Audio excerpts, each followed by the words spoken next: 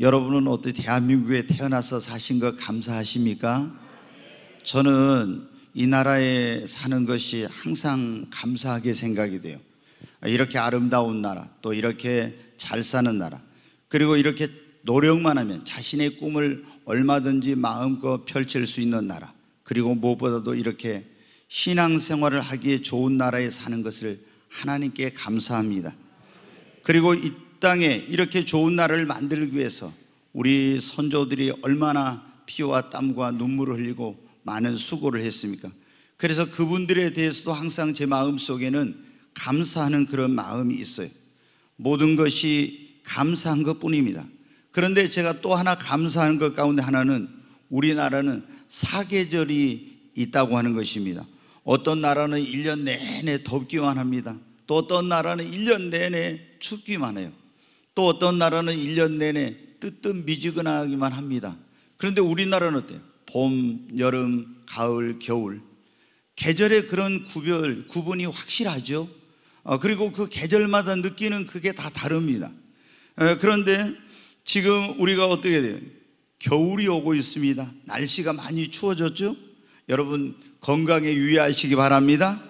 그래서 만물이 지금 겨울을 준비하고 있어요. 정말 나무들도 울긋불긋 아름답게 그 물들여서 자신의 아름다움을 마음껏 뽐내던 그런 단풍잎이 한 잎 두 잎 떨어지고 그 옷을 벗어버리고 겨울을 준비하고 있습니다. 그리고 동물들도, 곤충들도 겨울잠을 준비하면서 겨울을 날 준비를 하고 있어요. 우리 사람들도 여러분 김장을 담그고 보일러를 손질을 하고 옷가지를 챙기면서 겨울을 준비합니다. 이렇게 하는 이유는 추운 겨울을 잘 견디고 따뜻한 겨울을 나기 위해서, 더 나은 내일, 더 나은 미래로 나아가기 위해서인 것입니다. 그런데 여러분, 이 사계절은 자연계에만 있는 것이 아닙니다. 봄, 여름, 가을, 겨울, 우리 인생에도 사계절이 있습니다. 보통 사람들은 소년기를 봄이라고 하고, 청년기를 여름이라고 하고, 장년기를 가을이라고 하고, 그리고 노년기를 겨울이라고 합니다. 그리고 또 여러분 어떻게, 우리가 뭔가 일이 형통하고 잘 풀릴 때는 꽃피는 봄날과 같다고 그렇게 말합니다. 뭔가 어떤 일들이 사업이든지 하는 일이 왕성하고 쭉쭉 뻗어갈 때는 여름과 같다고 그럽니다. 그리고 내가 수고하고 노력한 것들이 결실하고 열매를 맺을 때는 그것을 인생의 결실기, 수확기, 가을이라고 하죠. 그런가 하면 여러분 어때요? 항상 이렇게 좋은 날만 있으면 얼마나 좋습니까? 그런데 우리 인생의 시련의 때 실패하고 병들고 실직과 파산, 고난의 때가 옵니다. 고독하고 외롭고 쓸쓸할 때, 그때를 우리 인생의 겨울이라고 말합니다. 사랑하는 여러분, 오늘 이 본문의 말씀은 기독교의 초대 지도자 가운데 유명한 사도 바울이 로마의 차디찬 감옥에서 그 인생에 이제 남지 않는 얼마의 그런 시간을 두고 믿음의 아들 디모데에게 보낸 마지막 편지입니다. 그는 여기에 보면은 6절에 이렇게 말하고 있으면, 내가 전제와 같이 벌써 부어지고 나의 떠날 시각이 가까웠도다. 그는 이제 자신의 죽음이 임박한 것을 느끼고 있었습니다. 그런데 그때 사랑하는 믿음의 아들 디모데에게 편지를 쓰면서 9절에 보면 이렇게 말씀하고 있어요. 너는 어서 속히 내게로 오라고. 그 편지를 보면 많은 사람들이, 바울 곁에 있던 사람들이 다 떠나갔습니다. 굉장히 외로운 가운데 있는 이 사도는 믿음의 아들에게 너는 어서 속히 내게로 오라고 이렇게 말합니다. 그런데 올 때 그냥 오는 것이 아니라 4장 11절에 보면 이렇게 말씀하고 있어요. 누가만 나와 함께 있느니라, 네가 올 때 마가를 데리고 오라 그래요. 마가를 데리고 오라. 그 다음에 또 13절을 보겠습니다. 네가 올 때 내가 드로아 가보의 집에 둔 겉옷을 가지고 오고 또 책은 특별히 가죽 종이에 쓴 것을 가져오라. 너는 속히 어서 내게로 오라. 그런데 올 때 그냥 오는 게 아니라 마가를 데리고 오고, 내가 드로아 가보의 집에 둔 겉옷을 가지고 오고, 그리고 책은 가죽 종이에 쓴 것을 가지고 오라고 부탁합니다. 그는 이렇게 믿음의 아들 디모데에게 자연계의 겨울이 다가오고 있을 때 그의 인생의 겨울을 준비하기 위해서 이렇게 마가를 데리고 오고 들어와 가보의 집에 둔 겉옷을 가지고 오고, 그리고 책은 가죽종에 쓴 것을 가지고 21절에 뭐라고 했어요? 겨울 전에 어서 오라고 이렇게 말씀하고 있습니다. 사랑하는 여러분, 우리 인생의 겨울은 누구에게나 찾아옵니다. 아무도 예가 없습니다. 지금 겨울이 다가오고 있습니다. 지금까지 한 번도 경험해 보지 못한 그런 시련과 환난의 때가 마지막 때에 있다고 주님은 말씀하셨습니다. 여러분은 여러분의 인생의 겨울을 준비하셨습니까? 지혜로운 사람은 다가올 일을 미리 준비하는 것입니다. 우리 인생의 겨울은 예고도 없이 갑자기 찾아오기 때문에 반드시 우리는 우리 인생의 겨울을 준비해야 됩니다. 그 인생의 겨울을 준비한 사람은 인생의 겨울이 갑자기 찾아와도 두려워하거나 놀라지 않습니다. 그러나 준비하지 않는 사람은 당황하게 되고 어떻게 대처할지를 알지 못해서 그 인생의 겨울이 너무나 힘든 것입니다. 여러분, 우리가 준비만 되어 있으면 인생의 겨울이 와도 두렵지 않습니다. 아무리 추운 인생의 겨울도 이겨낼 수 있습니다. 그리고 그 인생의 겨울은 더 나은 미래와 자신의 성찰과 영적인 성숙을 위한, 도약을 위한 놀라운 기회가 되는 것입니다. 여러분, 겨울을 준비한 나무들이 고통스럽지만 그 겨울 내내 새로운 꽃을 피우고 새로운 열매를 맺기 위해서 준비하듯이 우리 인생의 겨울도, 이 겨울을 준비한 사람에게는 그런 내면의 성숙과 신앙의 성장과 새로운 미래를 위한 놀라운 도약의 그런 준비를 할 수 있는 시간이 되는 것입니다. 그리고 그렇게 준비한 사람에게는 우리 인생의 가장 복되고 영광스러운 시간이 되는 것입니다. 사랑하는 여러분, 하나님께서 오늘 저에게 인생의 겨울이 오기 전에 그런 말씀을 주셨습니다. 여러분, 우리는 우리 인생의 겨울이 오기 전에 무엇을 해야 할까요? 우리 인생의 겨울을 이겨낼 수 있는 따뜻한 옷을 입어야 합니다. 사도 바울은 디모데후서 4장 13절에서 이렇게 말씀하고 있습니다. 너는 네가 올 때 내가 들어와 가보의 집에 둔 겉옷을 가지고 오라고. 지금 겨울이 다가오고 있는데 이 추운 겨울을 거기에 그걸 잘 견디고 이겨내려면 따뜻한 옷이 필요했던 것입니다. 그래서 사랑하는 아들 디모데에게 너는 내가 들어와 가보에 둔 집에 둔 겉옷을 가지고, 따뜻한 옷을 가지고 오라고 말하고 있는 것입니다.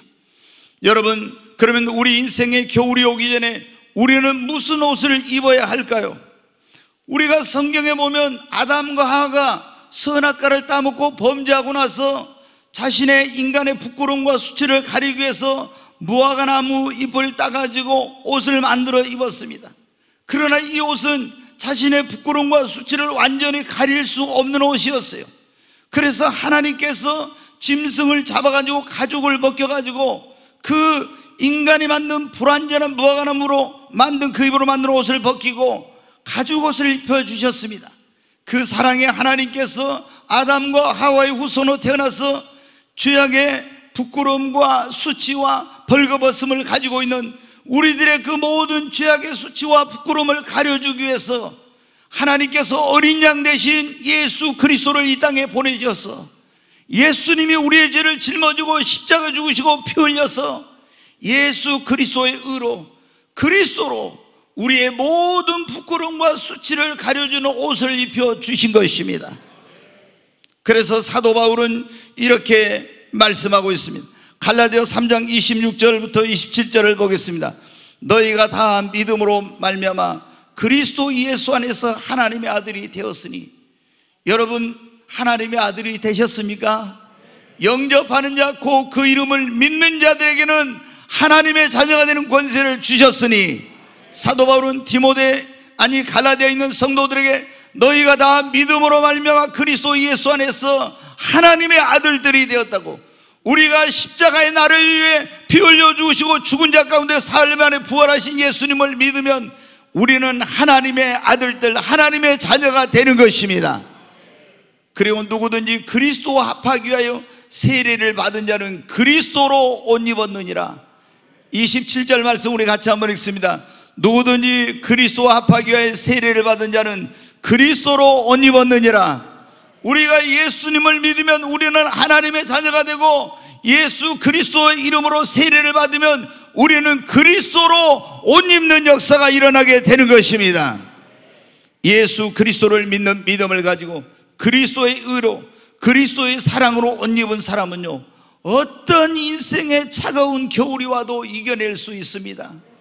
우리가 인생을 살다 보면 질병으로 인한 차가운 그런 인생의 그런 겨울을 만날 수가 있어요. 또 어떤 데는 해고와 실직의 칼바람이 불어옵니다. 또 어떤 데는 인생의 시련의 바람, 환난의 바람이 불어오고, 코로나 같은 이런 전염병의 이런 어려움의 때가 있습니다. 사별의 아픔을 겪어야 될 때도 있습니다. 그러나 여러분, 예수 그리스도로 옷 입고 그리스도를 믿는 믿음을 가진 사람은 인생의 어떤 차가운 겨울도 그 하나님을 믿는 믿음으로 말미암아, 예수 그리스도를 옷 입으로 말미암아, 그리스도의 의와 사랑의 옷의 그 열기로 말미암아 이겨낼 수가 있는 것입니다. 사랑하는 여러분, 여러분은 이 예수 그리스도의 의로 옷을 입으셨습니까? 만약에 예수님으로 아직 옷 입지 않았다면 여러분은 인생의 겨울이 오면 못 이겨요. 우리가 보통 있잖아요. 제가 이렇게 보면은 예수님 안 믿는 사람과 믿는 사람이 문제나 어려움이 없을 때는 별 차이가 없는 것 같아요. 근데 진짜 인생의 시련과 어려움, 인생의 겨울을 만났을 때요, 예수님을 믿고 예수의 의로 옷 입고 그 믿는 믿음을 가진 사람은 다 그것을 극복하고 이겨내요. 그런데 예수 그리스도로 옷 입지 않고 믿음을 가지지 않는 사람은 자신의 힘과 능력으로 해결할 수 없는 그런 엄청난 문제나 시련의 바람이 불어오면요, 그걸 이겨내지 못해. 여러분이 인생의 그런 겨울을 이겨내고 싶다면 그리스도로 옷 입으시고 하나님을 믿는 믿음의 사람들이 되시기를 바랍니다. 두 번째로, 우리가 인생의 겨울이 오기 전에 무엇을 해야 할까요? 사도 바울은 디모데에게 겨울이 오기 전에 뭘 가져오라고요? 다시 한번 봅니다. 디모데후서 4장 13절 같이 읽습니다. 네가 올 때 내가 들어와 가보의 집에 둔 겉옷을 가져오고, 또 책은 특별히 가죽종이에 쓴 것을 가져오라 그랬죠.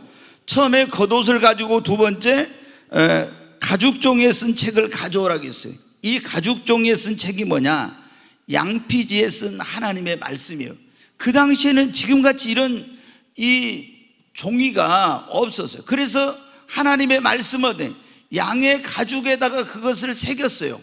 그래서 여기서 사도 바울이 네가 가죽종이에 쓴 책을 가져오라고 한 것은 바로 하나님의 말씀을 가져오라고 하는 그런 의미인 것입니다.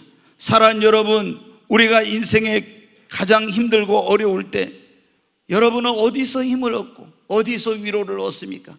우리가 우리 인생에 정말 힘들 때 힘을 주고 위로해 주고 우리에게 소망을 주고 다시 일어날 수 있는 용기를 갖게 하는 것이 무엇입니까? 하나님의 말씀입니다. 시편 119편 50절 말씀 한번 보겠습니다. 같이 읽습니다.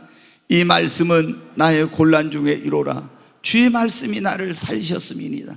이 시편 기자도요, 인생의 겨울을 만나서 정말 죽을 것 같은 그런 상황을 만났었어요. 그런데 이 말씀이 나의 곤란 중에 이로라. 하나님의 말씀이 자기에게 그 곤란 중에 위로가 되었고 그 말씀이 자기를 살렸다는 겁니다. 아멘. 여러분, 우리가 인생의 겨울을 안전하게 지내려면 영의 양식을 저축해야 합니다. 하나님의 말씀은 영의 양식입니다. 우리가 배짱이와 개미의 우화를 다 모르는 사람이 없을 거예요. 배짱이는 여름날 어떻게 돼요? 나무그늘 아래서 막 노래를 부릅니다. 그리고 개미는 그 여름날 땀을 뻘뻘 흘리면서 자기의 처소에다가 딱 양식을 저축을 합니다. 이 노래를 부르면서 배짱이가 왜 그렇게 고생을 하냐고 그러면서 비웃고 조롱하듯이 그랬어요. 이 배짱이는 항상 따뜻한 여름만 있는 줄 알았습니다. 근데 여름이 가고 가을이 지났습니다. 그리고 드디어 서리가 내리고 찬바람이 부는 눈보라가 치는 겨울이 다가왔습니다. 이 겨울을 날 양식을 준비하지 않았던 배짱이는 배고픔과 추위 속에서 떨면서 양식을 구걸하러 나갔습니다. 그러다가 그는 겨울을 나지 못하고 추위 속에서 굶어 죽었습니다.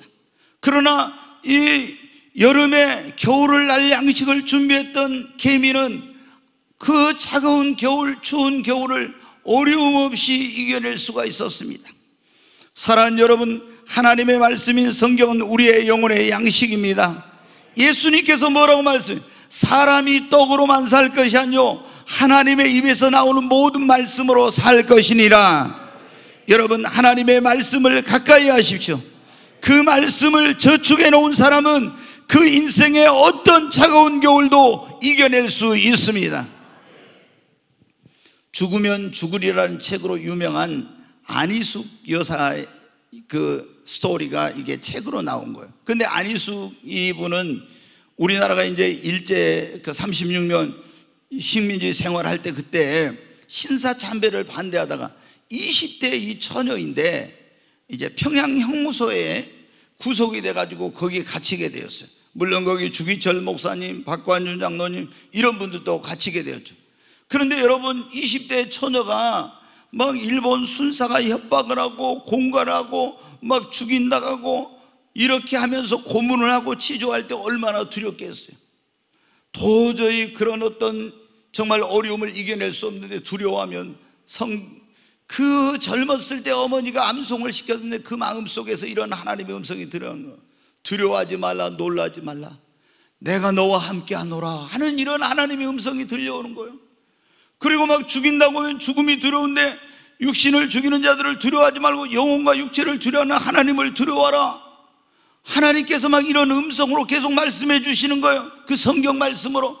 그래서 그 평양형무소에서 이와 빈대와 그 죄수들 속에서 그 고통스러운 시간, 그냥 신사참배, 신사 앞에 절 한번 하면은 나올 수 있는데도 불구하고 그 믿음을 지키려고 얼마나 많은 어려움을 겪었는데 그때 무엇으로 그 어려움을 이겼느냐?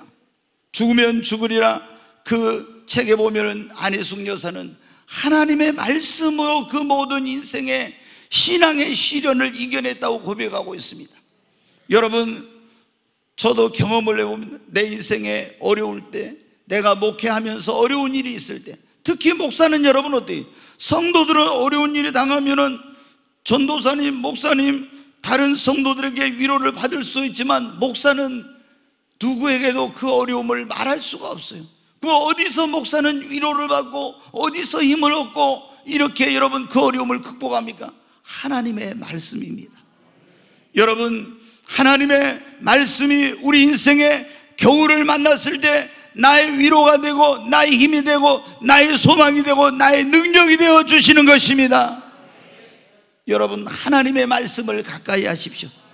그 말씀을 여러분 묵상하시고 그 말씀을 여러분의 신비에 새기시기를 주의 이름으로 축원합니다. 여러분, 우리 인생의 겨울이 오기 전에 우리는 따뜻한 불을 준비해야 합니다. 따뜻한 불이 있으면요 아무리 추운 겨울도 넉넉히 이겨낼 수 있습니다. 초대교회 여러분 성경에 보면 어떻게 합니까? 얼마나 많은 박해를 받았는지 몰라. 초대교회 그리스도인들은 이 유대교로부터 엄청난 박해를 받았죠. 또 그 다음에 그때 로마가 세계를 지배할 때인데 로마 제국에 의해서 로마의 황제들이 자신을 신으로 숭배하러 갈 때 그 안 한 것 때문에 얼마나 많은 박해를 받았습니까? 로마의 원형 경기장에, 콜로세움 경기장에서 사자의 발이 되기도 하고 화형을 당하기도 하고 엄청난 박해를 받았어요. 그런데 이런 신앙의 그 겨울, 인생의 겨울을 어떻게 이겨냈냐? 성령의 불을 받아서 이겨낸 것입니다. 여러분, 일제시대 이 조선의 교회는 신사참배 반대로 엄청난 박해를 받았는데 그것을 이겨낸 사람들은 어떤 사람들이었는가를 보니까 1907년도에 우리나라가 1910년도에 한일합방이 됐는데 1907년도에 평양에 있는 장대현 교회에 대부흥이 일어나고 성령의 불이 임했었는데 그 장대현 교회에서 성령의 불을 받은 사람들, 기도하다가 성령의 불을 받은 사람들이 그 신사참배 그 차가운 겨울을 그 핍박을 다 이겨내고 신앙의 승리자가 된 것입니다. 저는 목회하면서 어려움을 당하는 성도들을 많이 봤습니다. 근데 그 어려움을 이겨낸 성도들 보면 어떤 사람들이냐, 성령의 불을 받은 사람들은요, 어떤 어려움이 와도 다 인생의 겨울을 이겨냅니다. 왜? 그 인생의 겨울이 얼마나 춥고 배고프고 고통스럽습니까? 그러나 그들 안에 성령의 불이 있기 때문에. 여러분, 저는 오늘 여러분에게 묻고 싶습니다. 여러분은 성령의 불을 받으셨습니까? 이 불을 안 받았다면 여러분, 오순절날 제자들이 마가의 다락방에 기도하다가 성령의 불을 받은 것처럼 여러분도 오순절 성령의 불을 받으시기를 바랍니다. 그 성령의 불을 받아서 여러분의 심령 안에 성령의 불이 뜨겁게 타오르고 있으면 어떤 인생의 추운 겨울도 성령의 불의 능력으로 이겨낼 수 있는 것입니다.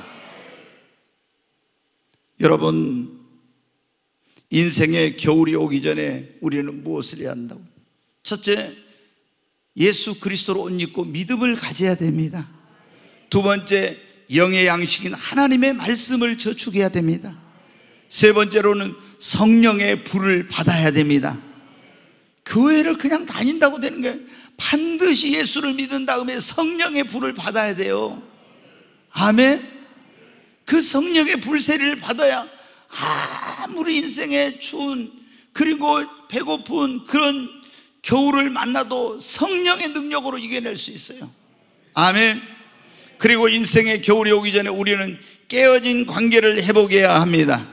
자, 디모데후서 4장 11절 말씀을 보겠습니다. 같이 읽습니다. 누가만 나와 함께 있느니라. 네가 올 때 마가를 데리고 오라. 그가 나의 일에 유익하니라. 여기 보면 지금 사도 바울이 디모데에게 네가 올 때 누구를 데리고 오라고요? 마가를 데리고 오라. 이 마가가 누구냐면 마가의 다락방에 그 집 있죠. 그 집에 그 아들을 말하는 거예요. 그 집. 그러니까 이 마가를 데리고 오라는 이유가 뭐냐면 바울이 마가의 그런 관계를 회복하려고 그런 거예요. 그러면은 마가하고 어떤 게 있었냐? 그러면 20년 전에 이제 바울과 바나바가 안디옥에서 사역을 하고 있어요. 목회를 하고 있을 때 어느 날 성령님이 바나바와 사울을 따로 세우라 그래가지고 선교사로 보냅니다. 그래서 이제 기독교 최초의 선교사로 바나바와 이 나중에 바울이 된 사울이 선교사로 이제 선교를 가게 돼요. 그런데 그때 예루살렘에서 안디옥에 내려있던 이 요한 마가가 아유 선교사님 나도 좀 끼워주세요 이런 거예요. 그래가지고 이제 바나바와 이 바울이 선교 1차 선교여행을 가는데 이 마가를 이제 데리고 가게 되었어요. 근데 마가는 여러분 성경에 보면 어떻게 합니까? 그 집이 얼마나 큰지 오순절날 120명이 그 방에 들어갔잖아요. 그 어마어마한 부잣집 아들이요. 고생을 별로 해본 적이 없는 그런 사람이에요. 아유 그런데 선교에 대해서 우리 성도들도 보면요 굉장히 어떤 좀 환상적인 그런 막연한 그런 추상적이면서 선교는 굉장히 신나고 즐거운 거로 이렇게 생각을 해요. 그런데 야 지금부터 2000년 전인데 그때 얼마나 여러분 여행을 하려면은 낯설고 물설고 길이 안 좋고 이런 음식과 교통과 이런 여러 가지 어려운 점들이 한두 가지가 아니에요. 근데 굉장히 즐거울 거로 생각하고 나도 그 선교 여행에 같이 가겠다고 따라 나섰는데 가서 보니까 너무너무 고생스럽고 힘든 거예요. 그래서 이 부잣집 아들이 어떻게 돼요? 마가가 중간에 바울과 바나바에게 말도 안 하고 혼자 몰래 쏙 빠져가지고 도망쳐서 다시 와버렸어요. 여러분 보세요. 아니 같이 선교를 갔는데 이거 어디를 간다 온다 말도 없이 어디로 사라져버려. 그러면 어떻게 되겠어요? 얼마나 사람들이 찾고 난리겠어요? 죽었는지 살았는지 이거 어떻게 된지를 모르잖아요.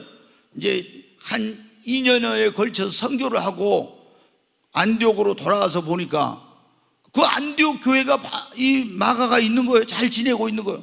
그 이제 한 2년 정도 지났을 때 바울과 바나바가 아니 우리가 옛날에 선교했던데 지금 교회를 세웠는데 어떻게 됐는지 한번 다시 가서 보자 그런 거예요. 그래가지고 2차 선교여행을 떠납니다. 그러니까 이번에 마가가 있잖아요. 아우 선교사님 저도 좀 데리고 가주세요. 저 따라가겠습니다. 그런 거. 그러니까 바울이 어떤 사람이에요? 칼 같은 사람의 성격이, 아니 너 이놈, 지난번에 너 우리하고 선교 간다고 따라가가지고 말도 안 하고 중간에 어디로 새가지고 우리가 너 찾느라고 얼마나 고생을 했는지 알아? 너 이면 안 돼. 그런데 바나바가 뭐래요? 우리 그런 말 있잖아요. 피는 물보다 진하다고. 이 마가가 바나바의 생질이요. 그러니까 바울한테, 아이 그래도 젊은 사람이 실수할 수 있지, 데리고 가자고. 그럼 바울은 뭐라고요? 아니 저놈 또 가서 이번에 어디로 사라지면 우리가 어떻게 하겠어? 안 된다고. 아유, 이 젊은 사람이 실수한 걸 가지고 그럼 데리고 가자고. 안 돼, 가자고. 계속 그래가지고 어떻게 돼요? 이야, 이 바나바 바울 두 사도가 대판 싸움이 벌어져 버린 거예요. 그래가지고 어떻게 돼요? 도저히 안 된다고 해가지고 이게 타협이 안 돼. 그래서 바울은 신라를 데리고 저쪽으로 가고 바나바는 마가를 데리고 이제 선교행을 간 거예요. 둘이 갈라져 갖고. 그렇게 해가지고 20년이 지났어요. 근데 이제 여러분 성경은 뒤에 보면 마가는 변해가지고 마가복음도 쓰고, 부잣집 아들이라 외국어를 잘해가지고 베드로는 갈릴리 사람이라 외국어 한마디도 못하죠. 베드로의 통역관으로 가서 막 헬라어로 뭐 다 유창하게 아람어로 막 통역을 해주고 이런 걸 한 거예요. 근데 20년이 지났어도 아직 바울하고 이 마가가 화해를 한 적이 없어. 근데 바울이 이제 로마의 감옥에서 자기가 이 생상 떠날 날이 얼마 안 됐네. 가만히 생각해 보니까 어떻게 돼요? 자기 돌아온 삶을 돌아보잖아요. 우리가 이렇게 그걸 돌아보니까 마가한테 그때 서운하게 하고 아직까지 용서해 주지 않고 화해하지 않는 것이 마음에 걸리는 거예요. 그래서 어떻게 돼요? 디모데에게 편지를 써서 네가 올 때 누구를 데리고 오라고요? 마가를 데리고 오라는 거예요. 그건 뭐예요? 마가를 이제 용서해 주고 화해하고 깨어진 관계를 회복하려고 그런 거예요. 여러분, 우리가 인생의 겨울을 만났을 때 그 겨울을 잘 이겨내려면요, 훈훈한 사랑의 열기가 있어야 돼요. 사랑의 온도가 높아져야 됩니다. 그런데 우리가 어떤 사람을 가슴에 용서하지 못하고 미워하고 화해하지 못하면 우리 가슴이 얼마나 차갑고 냉랭한지 몰라. 이런 가슴으로는 여러분 어떻게 합니까? 차가운 겨울을 이겨낼 수가 없어요. 우리가 그동안 어떤 사람과 관계가 틀어지고 화해하지 못하고 용서하지 못했을지라도 그런 깨어진 관계를 회복하고 화해하고 용서할 때, 그럴 때 여러분은 우리의 차가운 가슴이 뜨거워지고 사랑의 온도가 올라가는 것입니다. 저는 여러분에게 묻고 싶습니다. 여러분의 마가는 누구입니까? 아직 여러분이 마가처럼 용서하지 못하고 관계가 회복이 안 된 사람이 있습니까? 어떤 사람은 가족 간에 있잖아요. 가족 간에 그 남편과 아내와 부모와 자식 간의 관계가 깨어져 가지고 서로 관계가 회복이 안 된 그런 가운데 있어요. 그런 가운데서 그 가정의 어려움이 와보십시오. 겨울이 오면 그 가정은 그 어려움을 못 이겨요. 그러나 가족들이 서로 뜨겁게 사랑하고 사랑의 그 열기가 있는 가정은요, 어떤 그 가정의 시련과 어려움이 와도 그걸 다 이겨내. 그 뜨거운 사랑의 열기로 다 녹여내면서 서로를 격려하면서 이겨내는 거예요. 여러분, 우리가 신앙생활할 때도 마찬가지입니다. 교회가 사랑이 넘칠 때 우리가 신앙생활하면서 어려움이 오고 고난이 오고 할 때 그것을 있잖아요, 다 그 사랑의 열기로 녹여내고 이겨낼 수 있는 거예요. 주기철 목사님이 신사참배를 반대하다가 평양향미소에서 여러분 순교하셨잖아요. 근데 이 주기철 목사님이 순교한 것은 그 목사님도 훌륭하고 그 사모님도 훌륭하지만은 평양 산정형 교회 성도들이 너무나 훌륭했다는 거예요. 그 목사님이 목사 면직을 당하고 이제 교회 사택에 쫓겨나가지고 오갈 곳이 없어서 기생들이 살던 집을 한 칸을 세내가지고 사는데, 먹을 것을 갖다 주면은 순사한테 걸리면은 유치장에 가야 되고 굉장히 혼을 나야 되는데도 불구하고 그런 것을 두려워하지 않고 그 산정형 교회 성도들이 끝까지 목사님의 가족과 그 목사님을 돌봤다는 거예요. 그것 때문에 목사님이 어떻게 노모가 계시고 자녀가 여러 명 있지만은 그 한국교회에 몰아친 신사참배 그 차가운 겨울의 바람을 온몸으로 맞으면서 한국 교회를 위해서 순교할 수 있었다는 거예요. 여러분이 화해하지 못하고 용서하지 못하고 그런 아직도 친구나 직장 동료나 사장님이나 이웃이 있습니까? 그런 차가운 마음을 가지고는 여러분의 인생의 겨울을 여러분이 날 수가 없습니다.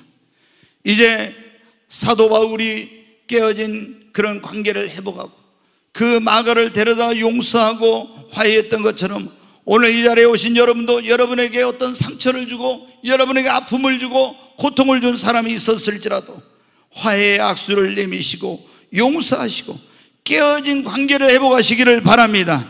그래서 그 훈훈한 사랑의 열기로 인생의 차가운 겨울을 능히 이겨내실 수 있기를 바랍니다. 나 혼자서는 못 이겨요. 나 혼자서는, 우리가 여러분이 옛날에 보면 지금은 그렇지 않지만 시골에 자랐으니까 알지. 이제 초저녁에 막 장작을 피우든지 나뭇가지로 불을 피워놓으면 온돌방이 따뜻해. 근데 새벽이 되면 어떻게 돼요? 요거 이제 식어져요. 그러면 어떻게 해요? 가족들이 한 이불 속에서 딱 붙어 있어야 돼. 그러면 그 사랑의 체온으로 서로가 녹여가지고 어떻게 돼요? 그 추운 밤을 그냥 춥지 않게 다 통과하는 거예요. 여러분도 화해하고 용서하고 관계를 회복하시기를 바랍니다. 사랑하는 여러분, 인생의 겨울이 오고 있습니다. 인생의 겨울이 오기 전에 여러분도 믿음을 가지시고 그리스도로 옷 입으시기를 바랍니다. 영의 양식을 저축하십시오. 성령의 불을 받으시기를 바랍니다. 깨어진 관계를 회복하고 사랑의 온도를 높이시기를 바랍니다. 그리고 인생의 겨울이 오기 전에 더 많이 봉사하십시오. 더 많이 헌신하십시오. 더 많이 베풀고 더 많이 섬기고 더 열심히 성경을 읽고 더 많이 기도하시기를 바랍니다. 인생의 겨울이 오면요, 하고 싶어도 못해. 그러잖아요. 네, 힘이 없어서 못해. 나이가 먹으면, 우리 노년기를 인생의 겨울이 한다니, 나이가 먹으면 봉사하고 싶어도 못해. 그러니까 인생의 겨울이 오기 전에 열심히 힘 있을 때 봉사해. 여러분, 또 돈이 있을 때 열심히, 돈 다 떨어질 때 인생의 겨울이거든요. 열심히 여러분 헌신하고 베풀고 도와주십시오.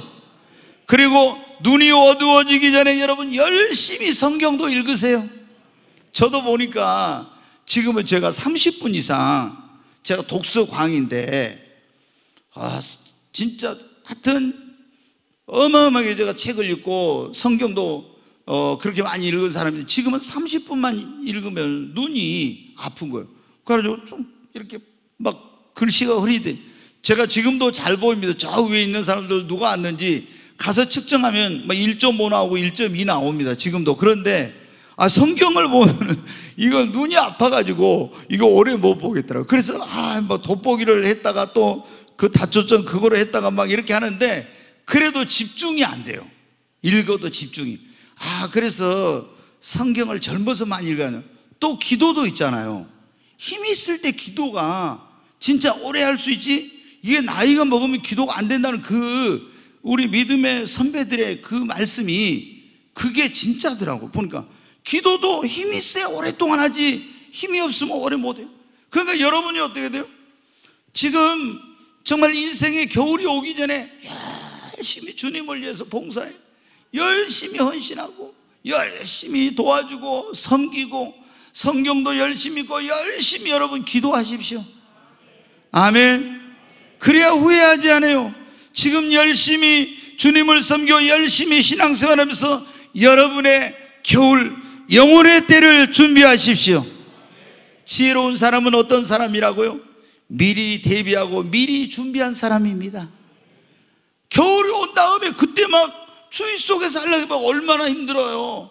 우리 인생의 겨울을 미리 준비해 놓으면은 내가 예수 그리스도로 옷 입고 믿음을 가지고 있고 양식을 저축해 놓고 성령의 물을 받아 사랑의 온도를 높여 놓고 그리고 있으면 여러분 어때요?